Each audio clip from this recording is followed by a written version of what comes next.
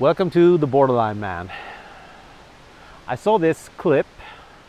No, it wasn't a clip. It was an article on social media about a man refusing to help his former bully. The bully was in coma or something, I don't know why, and his treatment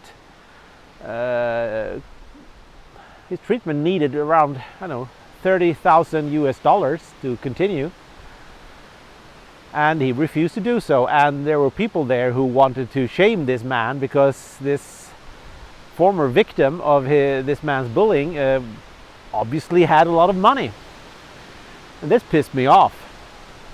I am a former victim of bullying, and I can tell you that very few victims of bullying forgive their bulliers, the bullies, because they are a great part of our inheritance and our life and the reasons things go as they go.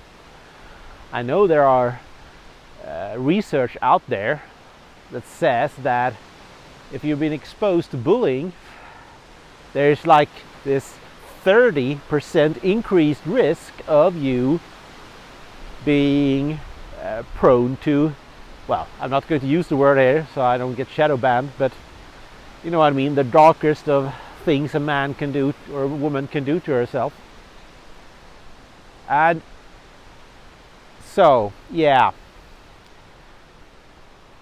my own story is I enjoyed school up to the age of 4th grade when we changed teacher to another teacher, and she was, well, she wasn't not only incompetent and had many factual errors, which the know-it-all me at the age of, what was I then, 10,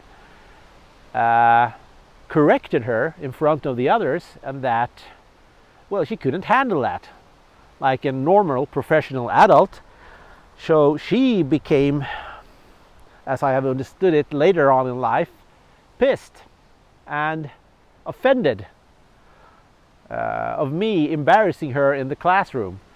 And that meant that she, for the next 3 years, up to the 6th grade, as long as we had her, constantly picked on me in class, constantly ridiculed things I said, constantly bullied me. An adult woman, they were around the age, I would guess, like 40, 45, something like that at the time. She bullied me really bad in class. And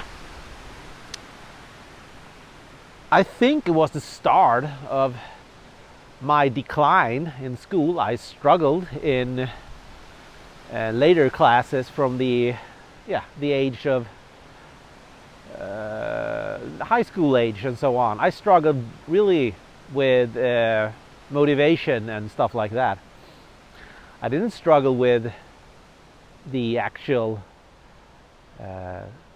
subjects. I was always gifted, but I struggle in discipline, and you need discipline. Even if you are gifted, you need discipline. You need to do your homework and study and so on, otherwise you will fail, and do the work and so on. And I struggle with that. I lost all passion for school because of this woman. And also in later years, in grade 7 to 9, I was bullied, but this time of older students. So that was also really bad. So basically we have 6 years of bullying. First by an adult, humiliating a young boy in class, constantly humiliating me. And then other peers that the adults didn't take care of. I complained and people shook their heads and shook their arms and, you know, everything. My parents didn't really help.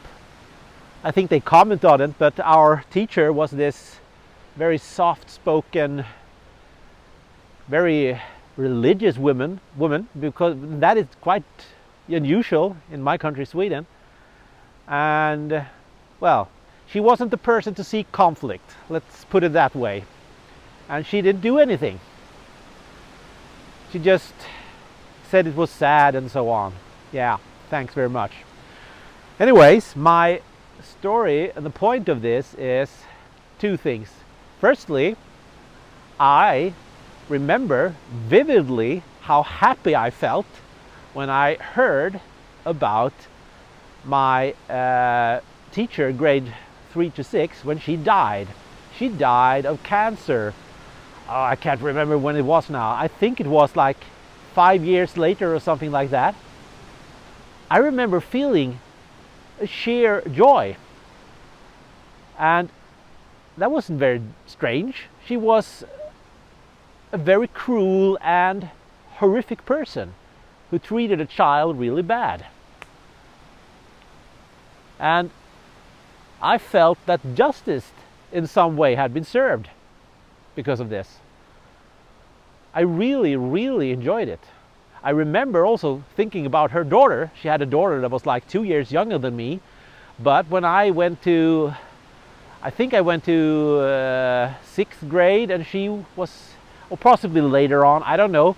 I remember she said things to me, became very cocky and tried to bully me as well, this young girl.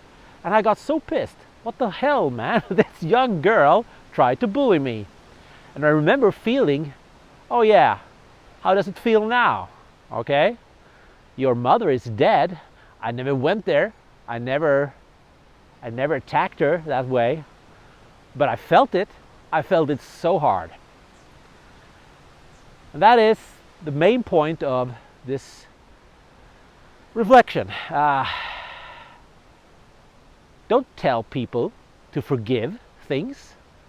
Some things are unforgivable. And if you tell people to forgive things, you belittle them even more. You make them feel guilty for feeling mad. You make them feel all kinds of bad things, actually, because society tells us to forgive and forget. And I'm not in these cases. I think there are some things when some lines have been crossed, there is no forgive and forget that anyone else can say to you that you should do or not do. I think it's up to you. I choose to not forgive her because she was an adult. I have chosen to leave my other bullies in more of a forgiving way. They were young. They were just 1 or 2 years older than me. And kids are idiots. And yeah, it's cruel when kids bully other kids, and it should have consequences, real bad ones for the bullies. It doesn't really, and so on. But it should. And for adults who misuse their place of power, their role, and enforce cruelty on a child, I mean, that is unforgivable in my book. I can't, for the love of anything, understand anyone forgiving this. And especially if you haven't experienced it, you have no right to comment on these things. If you haven't been bullied, I mean really bullied, psychologically bullied, not just being, pushed once in 7th grade or something stupid like that. I mean every day in school, being bullied by someone, you don't know what bullying is. And you have no right to have an opinion on what others should and shouldn't do. So, the other part of this is the, of course, effect this had on my life. As I pointed out, it probably had a real bad negative impact on all things related to school. I mean, later on I went to university and all those things, but I've always struggled badly with discipline and handling of stress and all those things. And that makes me think that this bullying is one of my pieces, one of my pieces in my borderline puzzle of why I am today a 49-year-old man that have had a lot of problems in the last years, and I've never really managed to do the things I wanted in life in many ways. I wouldn't complain. There's like 99% of the population of the world has it more worse than I have, for sure, but still my life is not a success in any way. And I think the bullying of me, even if I can't really connect it to how I feel today about things, other than when I think about her death, I still feel joy. I still feel the same feeling of pleasure knowing that she is dead, and that her asshole daughter probably became really, really sad. I feel joy about this today. I know it sounds cruel, but unless you've been here in my shoes, you don't really know what this is about. I remember reading in the comment sections of this article, there was a lot of people commenting similar things. That, oh, everyone who hasn't experienced bullying, just shut up now, because you don't know what you're talking about when you say people should forgive and forget. No, we shouldn't, because it is obviously a trauma in par with some of the worst things a human can experience. I know, I'm thinking about people suffering from, post-traumatic stress syndromes from wars and, rapes and every cruel thing that can happen to a person. I think bullying, especially since it usually happens at a very young age, is really detrimental to a person's natural development into a healthy person. I mean, science backs this up. It's not just get over with it, like some people think. I mean, you wouldn't say this to someone suffering from, rape or anything like that, would you? No. And I think this bullying is like a mental rape in some ways, really, really affecting us, a trauma. I know I've spoken before about, I think that the genetics play a huge part in borderline, and I still do. I still think that you need to be prone to certain things to develop a full borderline symptom. Otherwise, you will probably be able to handle it better, at least. And I stand with this view still. I see it in my father. He is obviously having something going on with him, and he has his own entire life with an inability to control his feelings and being very emotional about all kinds of silly things. And I'm talking about sentimental things. I'm talking about everyday things like dropping a thing on the floor and shouting at it and stuff like that. Outbursts of rage, not at all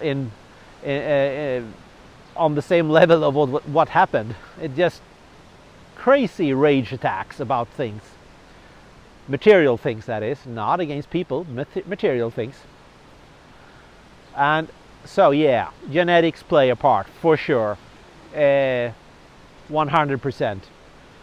But you need, probably, to get the full-on effect, you need the traumas as well. You need events that shape you. And I'm pretty sure the bullying of me in my youth, both from an adult and from the other young kids, really affected me. I remember them attacking me, the other kids, for my appearance and my, I don't know what they got it from,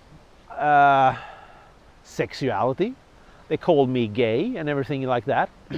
I'm not gay, and still they persisted on calling me this over and over and over and over again, constantly being attacked about this. And yeah, I'm pretty sure things like this, when you get attacked on who you are, your, sexual identity, and things like this teacher attacking me for saying correct things in front of her, correcting her when she was wrong about facts in class, because she was constantly wrong. She was really, really uneducated. Those things, of course, they can affect the sense of self, the personality, and your confidence, and all kinds of things in anyone. And if you then have the genetic disposition of a borderline person, well, yeah, that thing is a recipe, a guaranteed recipe for problems later on in life. And then there are the other traumas I've experienced. I've mentioned them briefly, about usually in relationship things. Small steps, not a single one, but small steps tearing down the healthy part of me and creating a very unhealthy and very broken down person that is now slowly trying to rebuild himself. I think it's going okay. I felt okay for like a month now, and that is longer than I felt okay in a very long time. So, traumas are definitely a part of borderline, even if you can't necessarily pinpoint them. I can pinpoint a few, but I'm not sure they are the most relevant ones. Anyways, don't belittle anyone who've suffered from being a victim of bullying. Never belittle that. Never tell them how they should feel, how they should move on and stuff like that, because you are making their problem becoming trivial. And that is because you don't understand how bad these things can hurt a person for the rest of our lives, actually. I mean, I've wondered about my thoughts on this teacher basically my entire life, because I remember feeling a little bit guilty when I felt pleasure of her death. But I also realized, no, I feel pleasure because she was a very awful person that hurt me. And I'm supposed to feel that way. I'm supposed to get pissed, and that is okay. And I don't think about it every day. This became relevant to me now because of this article I read. Oh, the comments on this article were some of them were incredibly good. There was this woman who wrote something in the line of, I would come to the hospital and I would unplug his machine and charge my cell phone. That's how I feel about bullies. And my bully was a teacher. And that hit me hard, because teachers have an enormous amount of power over young people. I think that second to parents, the way they treat us is incredibly influential on our rest of our lives. So the responsibility they have on their shoulders to act in a certain way against young people who aren't necessarily socially skilled. I mean, sure, as an adult I can realize it is quite annoying to being corrected in front of a lot of other people when you're factually wrong by this smart-ass kid. I mean, I was an asshole, of course, but that doesn't matter. I was a 10-year-old asshole, and she was a grown-ass woman who has as her profession the responsibility to handle these things like a professional. I mean, it is completely unforgivable in my book. And if I heard about a death, yeah, trust me, I would laugh and feel joy once again. This is the Borderline Man, signing off.